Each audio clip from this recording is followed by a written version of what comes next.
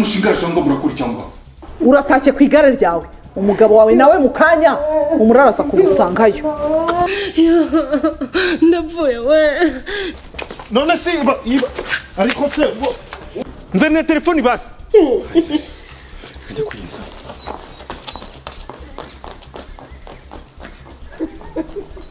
umva reka ngende mama umugore ahantu hose ngiye arankurikirana ahantu hose ngiye akankurikirana ninde sakubwiye ko ndimo ndacuruza ninde kubwiye ko ndi gucuruza kumva imbere genda kumva imbere mugabonye mana we shamubo mu nzu nziza ukuri hangana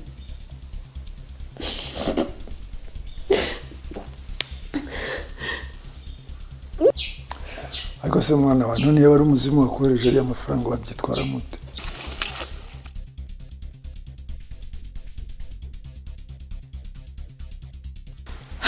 ngaye gukorera umugabo wanjye ngo nariruka hasi ndiruka ndushye ndagenda ndyama kuri cya giti wansanzeho ese nuko byakugendekeye nuko ariko noneho nta n'uzongera gutekereza ku mwana wanjye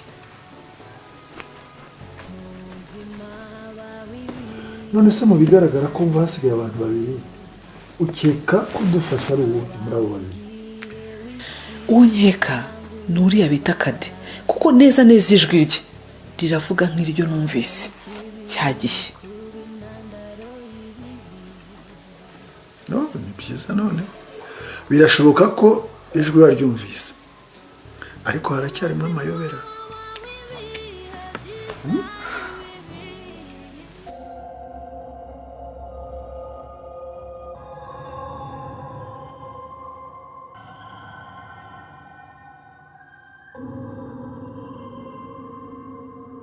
umuhungu mwari mugiye kwica nkabwa nimwo kumwica gutyo muze kumuhamba ari muzima kubera amanyanga yari yakoze no kubeshya ndamwibuka mama ushaka kuvuga ko ari Kade urimo kudukora ibi ngibi fata amajwi y'uriya muntu uduhamagara ufate n'amajwi ya Kade ubihuze urambwira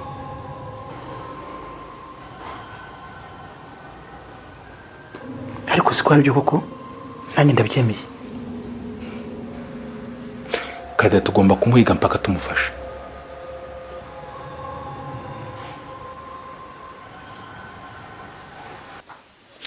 gusa rero ngiye njya kumureba ntabwo yashatse kunyereka mu maso ye gusa hari harimo ibintu gutya yambaye ukuntu yiteze ibintu gutya mu maso ku buryo ubona hari icyo adashaka kunyereka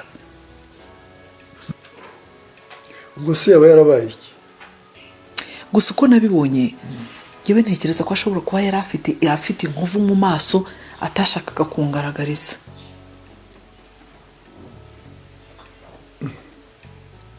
gusa byaba byaragenze bite ku buryo ashobora guhisha mu maso ye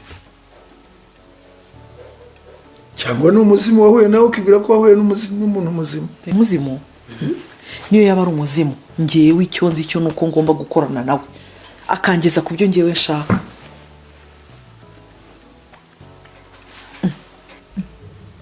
ngahore mana yo mu ijoro wa muntu kuko wagira ngo ni umuzimu to iki arampamagaye mwitabe mutye mubwire arampamagaye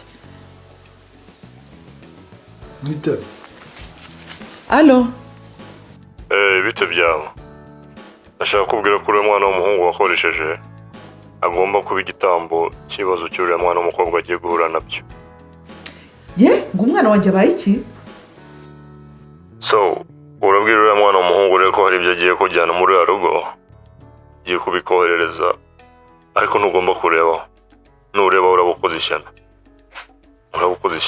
ngo iki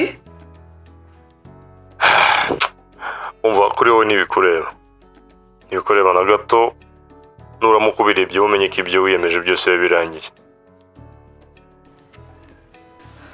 okay ndabyemera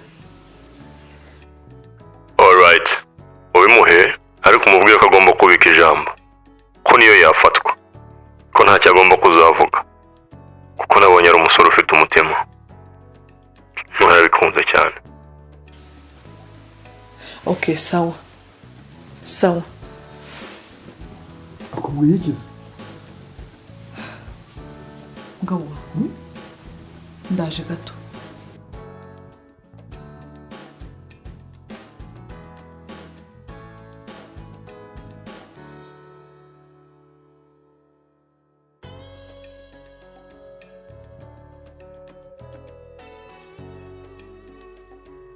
ariko siko ibyo uvuga ari ukuri. nyine uko byagenda kose ntazabura kuza kugutera ubwoba, niyo mpamvu nawe ugomba gushyiramo agatege. none se reka nkubwire, ubu ni inshuti nicyo kizibereyeho, ni ukutabarana, ni ukugirana inama, buri kintu cyose. Wambaye hafi, ejo ukazaza tukarara tumutegereje, noneho wakaza azi ngo nta muntu uri mu nzu, twese twasinziriye, nta kimukoma, nta kimugira gute, tukahita tumucakira.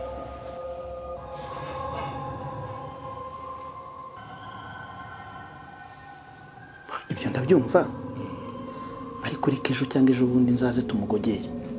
ntabwo hazashira iminsi 3 tutaramufata. Iminsi 3 yose, umunsi uyu ntabwo azawurenza, kandi uzayibona. Okay. Urabona ndananiwe,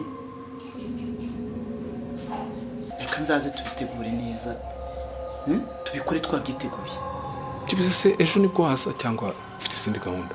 ejo ako reka twumvikane ngumwe, uzazana ibyandi byawe ngo umugongo, ngo hangova, ngo sinzi ukuntu umeze, n'ibyo byose mba hafi kabisa. ariko si ukubizi igenge nica gahunda. aya urasica kandi mu bintu by'amafuti, mba hafi we n'ibyo ngusabye. none ubu ndi tayari.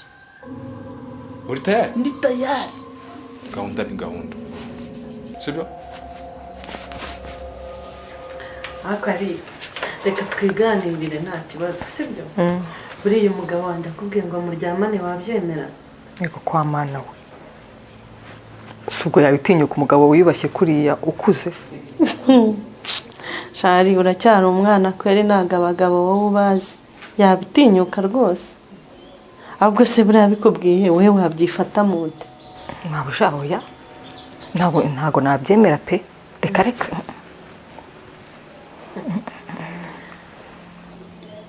ari ntureba ko turimo tuganira duseka, ariko hari ikintu umaze kubona. umugabo wanjye yaragukunze,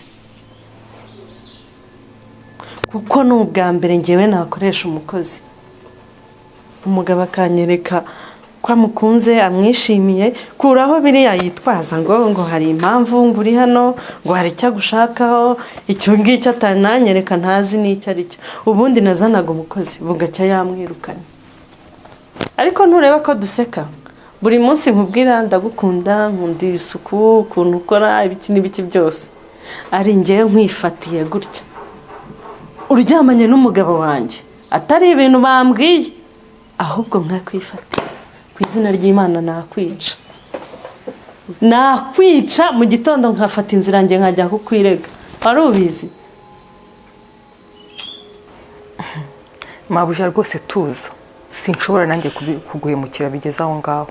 ahubwo uzi n'ikindi, niyongera kumamagara ngo nze twicane muri salo, sinzamwemerera, kuko bishobora kuba biri mu bintu bishaka kumutiza umurindi. si wumva se, nuko nguko nyine kuriya kuntu ugenda umwicara iruhande, ejo umwegera, niko bigenda bitangira, ugashiduka n'ibindi byose bigize gute bibaye. noneho rero Arise, mbabarira rwose nkugirire icyizere, sibyo, cyuko utazaryamana n'umugabo wanjye. Ni ukuri rwose nyizera, ntabwo bizigera biba. dusezerane.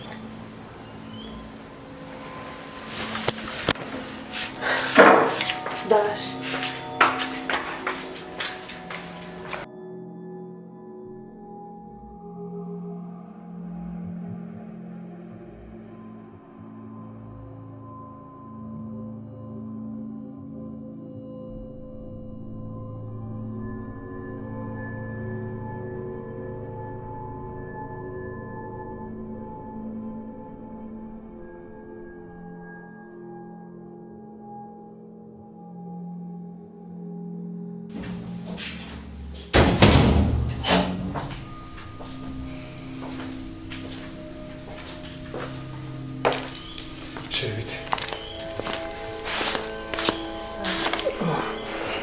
ariko nk'ubu buvuye izi saha koko reba igihe uba utahiye ubu wakererejwe n'ibiki ahubwo zikumbaza no muri materineri watinze gutaha.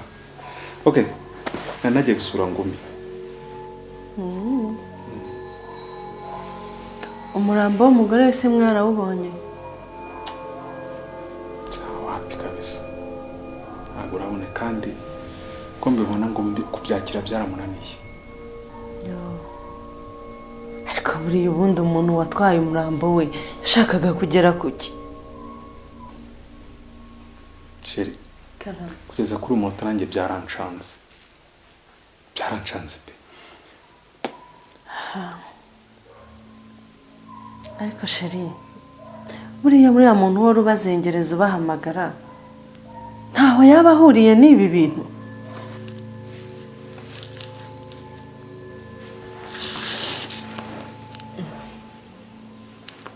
ko mubwira se ugakomeza ukareba hejuru ntusubize. Umva, sinshaka kuzongera kumbaza umuntu wari uduhamagara n'ikimenyimenyi reka nguhunge.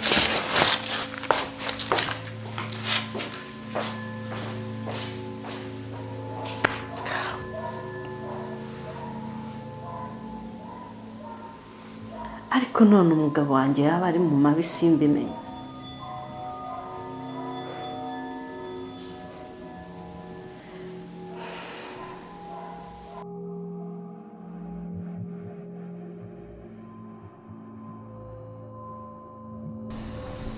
wamupfura nanjye yatangiye kunyuza bino bihamba kweli gusa harimo ikintu mu mwuka byawe.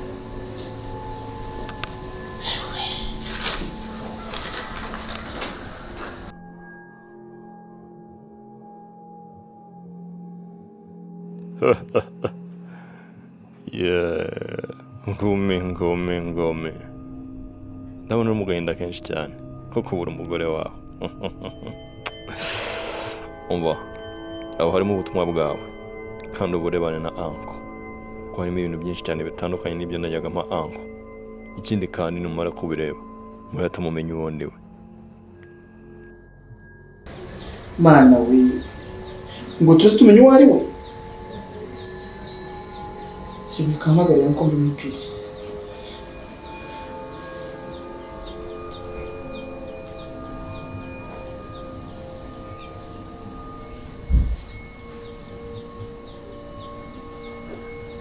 Halo? Anko? Uri mu rugo? Ntugire aho ujya ntaragera aho ngaho. Tegereza gato tuvugane. Sawa.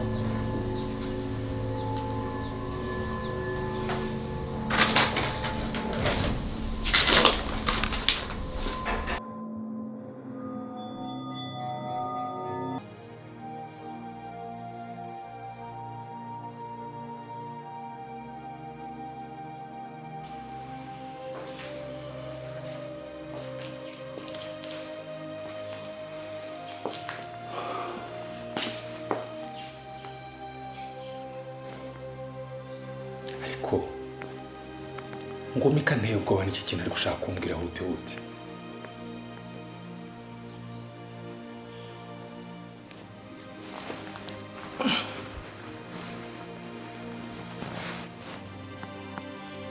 Si umugore barashaka kumbwira iki? Abe nta mama ho. Alo?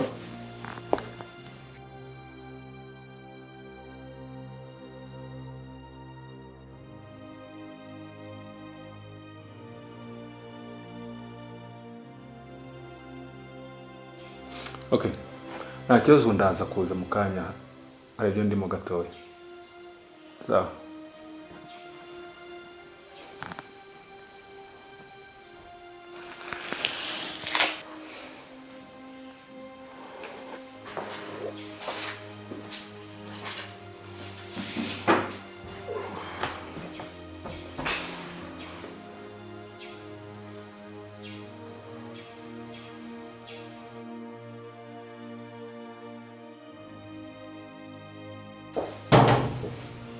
Bitango.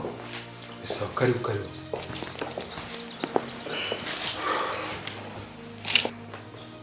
ese bimeze bite?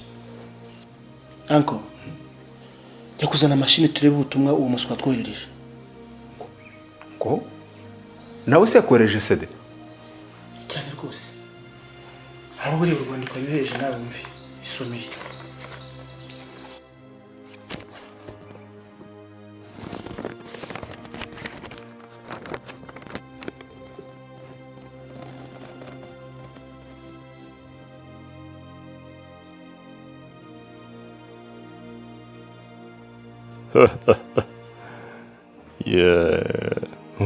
ngome ndabona uri mu gahinda kenshi cyane ko kubura umugore wawe.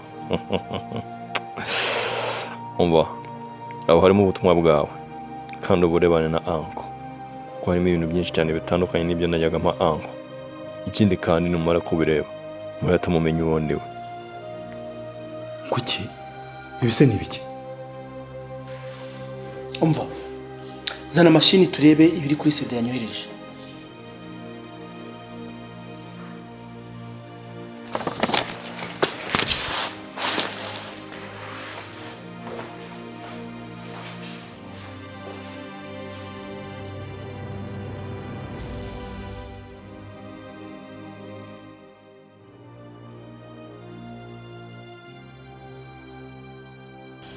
ese uriya mugabo ko aje yirukanga bitebye?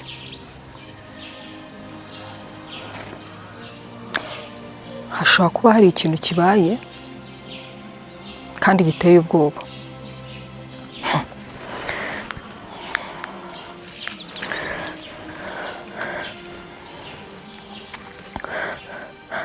Alo, mama? Alo? Alo? Ma, umva nkubaze. Nta makuru uzi mashya kuri bano bantu. Kubera yuko wa mugabo bita Ngumi aje hano kandi afite ubwoba bwinshi cyane. Hashaka ko hari ikintu kibaye. Nta kintu biziho. Ngo iki? Yego hari icyo mbiziho ariko ntago ari kinini. Gusa ndagira ngo ncungire urebe ibyo bakora maze uze kuza kumbwira niba hari icyo menye. Sawa mama, ndi buze kukubwira reka ngerageze.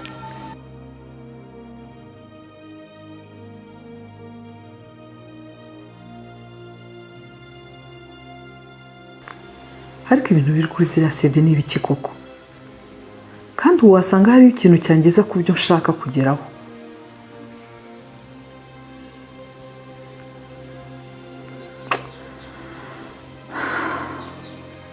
Gusa sinari kureba biriya bintu ntazi impamvu.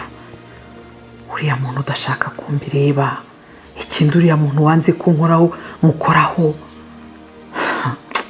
Cyangwa ngo murebe mu maso. Wasanga ari n'umuzimu ntawamenye. Asikegariwe.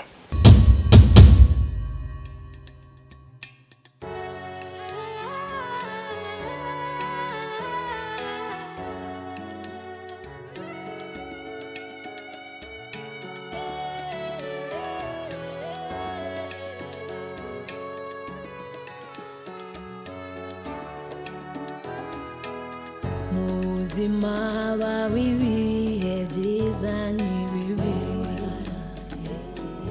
habaho igihe wishimye cyangwa ubabara, gusa ikibi ni ukuba intandaro